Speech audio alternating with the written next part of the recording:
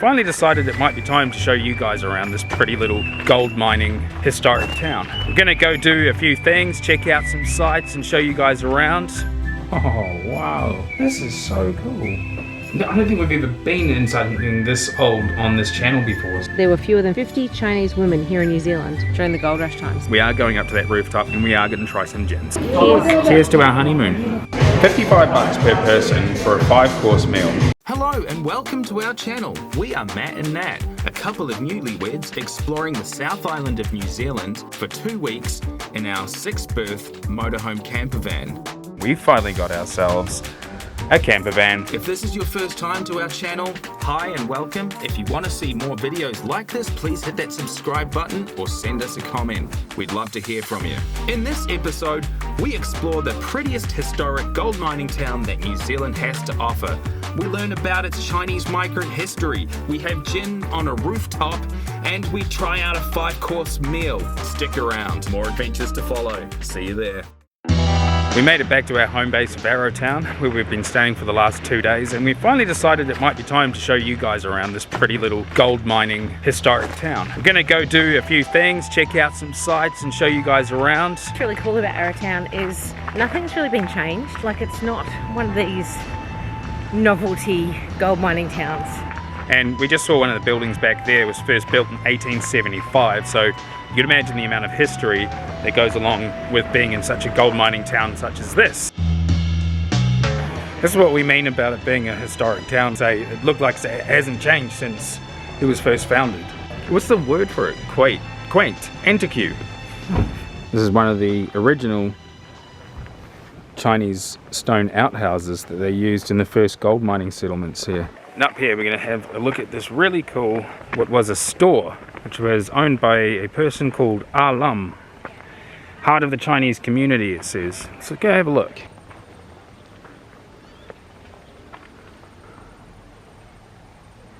Let's have a look. Wow. Oh wow. This is so cool. Old newspaper clippings. Look at this, hun. They're very short. Yes. Neat little fireplace in here. Heaps of old clippings from the newspapers. So cool. Look at these. These must be shelves. There's no way these are beds. I mean, this was a store after all. Probably where they used to hang. Who knows? Whoa! There's a step there. I've been in old buildings before, but never... I don't think we've ever been inside something this old on this channel before, so... Very cool. We're gonna go have a look at some more buildings. We've just come across our first settlement here, and this is the kind of dwellings that the early Chinese migrants had to live in here. All obviously made DIY construction jobs. I'm gonna go check out this one here. So pretty basic. That's pretty damn basic. Place there for a fire. Yep. And they would have lived in these for months. Oh, you should see that one. It's just a room, like just a room with a little fireplace. Let's have a look in this one. Again, just a room.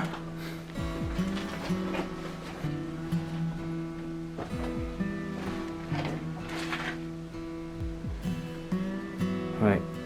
I mean, they've got little shutters there. Some sort of protection. These... Yeah, window opens, look. Not much to go by. That would have been a fireplace on this room. Yeah. And they've obviously tied the mud and stuff together using wire. No. You break your glasses. What they did was they used to live quite a ways away from the European settlements where they sort of kept to themselves. They didn't know the English language that much, and so they relied on each other for support. So they obviously banded together. I mean, as you would, you speak the same language. Whoa! So this one here is a little bit more elaborate. Door handle. Look at that. That is so cool. Let me get my torch Again, on. still just one room, but... Imagine trying to be a real estate agent trying to sell this. Again, one room.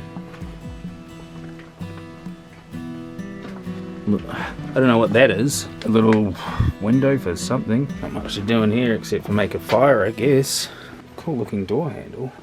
Shut that door. A little hut built into the rocks. Just a little hut built into the rocks. Couldn't do much in there. Again, very cool door handle. Wow. What you gonna do in here, buddy? Obviously these have been restored. Little bunny came out and frightened Natalie. Oh wow. That is so cool. Please don't fall up the other side. Nah, I'm gonna fall. I mean, made their own handrails. Again, not much to do in here. Let the light in, put the light out. I mean, very cool. So these kind of get a bit more elaborate. I'm not sure if they were historically restored or they've just been maintained. Yeah, so this one, Gum's hut's obviously lost its battle to time. More than, a day or two to see everything. Absolutely. This is probably one of the better huts. I mean, they're all single room.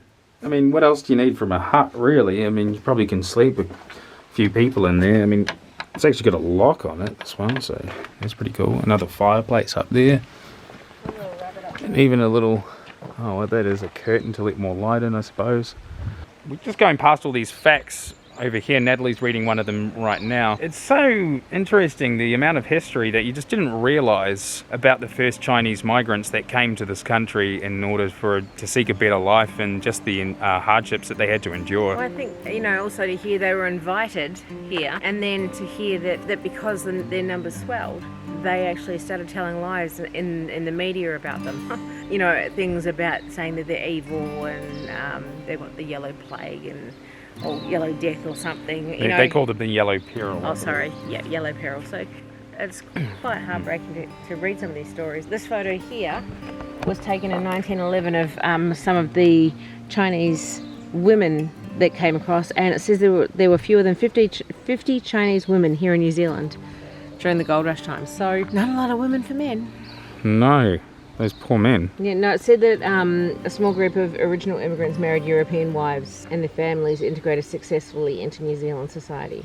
When you come into Central Otago, definitely take a couple of days. We've only been here since yesterday, and there's so much more that we would love to see. Yeah, absolutely. You could probably spend about a week here, I reckon, and you still wouldn't see everything. Keeping in mind with the gold mining Chinese settlement history, we're actually going to be taking Natalie out to a Chinese restaurant tonight. But first, we're going to a rooftop gin bar. Natalie has ordered a Turkish delight gin cocktail, and I have the summer days. Not only that, but check out the views that we have out here. We've got pretty damn good seats here. Really beautiful view. Gorgeous cocktails. Cheers, honey. Sorry.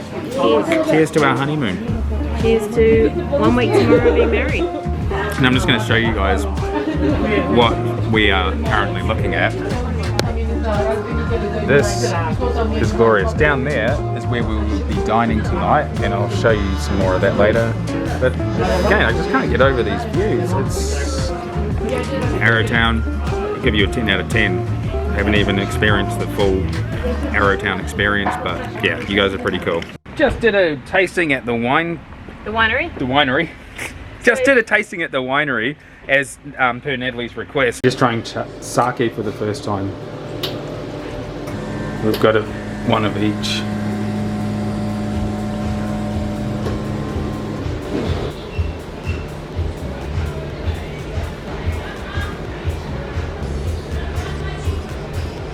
Kinda like vodka. Yeah. Kinda like vodka, guys. It's not me. I think we'll leave the sake to the Japanese. You don't come to Central Otago and not try some of their wines, do you, Natalie? Exactly, and if you're only here for a day or two, you can't get round 10 wineries, so it's a really good way to go and pick and choose what you want to taste.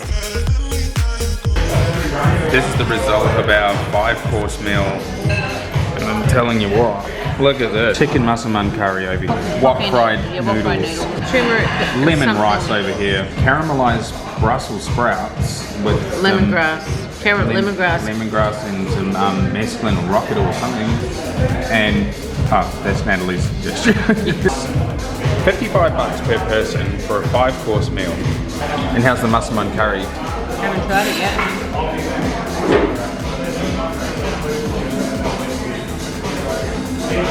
My favourite by far. Awesome. Alright guys, we just finished our dinner.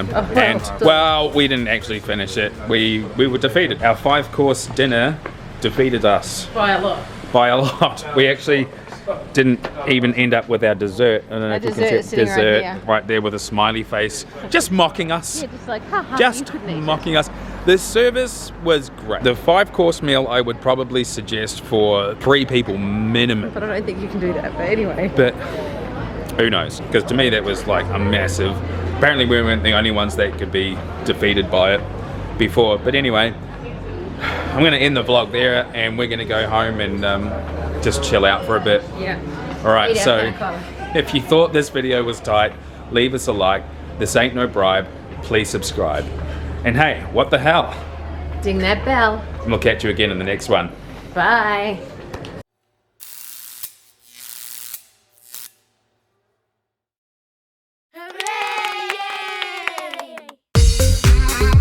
Quite an interesting legend there, and I'm sure that Natalie has many more to share with us. This is her home region after all. Currently in Clyde, we're at the Clyde Dam. It actually produces about 10% of all of New Zealand's power. Moment, and this is Natalie's house that she was born in. Yep.